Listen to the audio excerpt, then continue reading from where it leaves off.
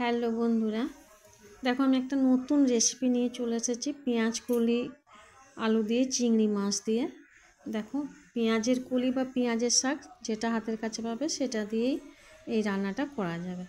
দেখো পেঁয়াজ কলি আলু আর ছোটো ছোটো লাল ডাঁটাও একটু ছিল, সব সমেত আমি কেটে নিয়েছি। সঙ্গে বেগুন সিম তোমরা যদি খাও অবশ্যই দিতে পারো সবজি হিসাবে। তো বন্ধুরা দেখো আমি ঠিক 50 গ্রাম আন্দাজ চিংড়ি মাছ, কুচো চিংড়ি একদম নিয়ে নিয়েছি। ভেজে নিলাম নুন আর হলুদ মাখিয়ে, প্রথমে ভেজে নিয়ে তুলে নিয়েছি। এবার দেখো আমি তেল দিয়ে নিলাম, 5 ফোড়ন দিয়ে নিলাম। তারপর প্রথমে কিন্তু আলুটা আমি ভালো করে ভেজে নেব। খুব সুন্দর করে ভাজা যখন হয়ে গেছে তখন দেখো আমি নুন আর হলুদ আন্দাজ মতো দিয়ে নিলাম।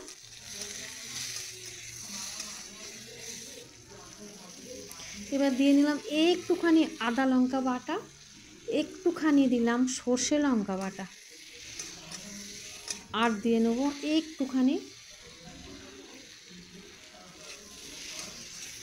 ধনে জিরে গুঁড়ো। এই দেখো দিয়ে নিলাম।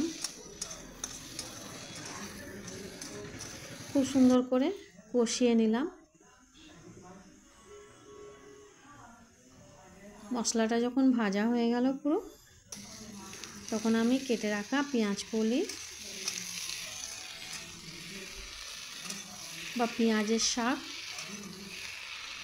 যেটা হাতের কাছে পাবে সেটাই আর কি দিয়ে নেবে। তা আমি পেঁয়াজের শাক আর পেঁয়াজের কলি দুটোই দিয়ে নিয়েছি। দিয়ে আলুর সঙ্গে মশলার সঙ্গে খুব সুন্দর করে নাড়াচাড়া করে নিয়েছি। এবার ওপর থেকে আমি সেই একদম কুচো চিংড়িটা ভাজা ছড়িয়ে দিলাম। এবার ঢাকা দিয়ে নিলাম।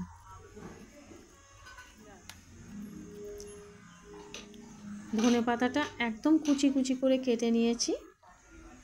দেখো আমি 10 মিনিট পর ঢাকাটা খুলে দেখে নিচ্ছি, একেবারেই সুন্দরভাবে সুসেদ্ধ হয়ে গেছে সবগুলোই। আর একটু মিষ্টি মিষ্টি স্বাদ হবে, খেতে ভালো লাগবে, তাই একটু চিনি দিয়ে নিলাম। আর একটু ধনে পাতা কুচনোগুলো দিয়ে নিলাম, একটু সর্ষের তেল দিয়ে নিলাম।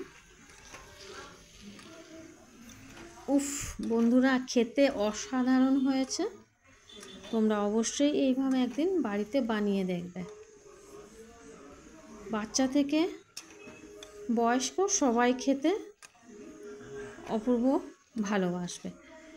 আর এক থালা ভাত নিমেষে উধাও হয়ে যাবে, এটা আমি তোমাদের কথা দিতে পারছি। যেমন সুন্দর খেতে হয়েছে বন্ধুরা, তেমনি দেখতেও খুব সুন্দর হয়েছে।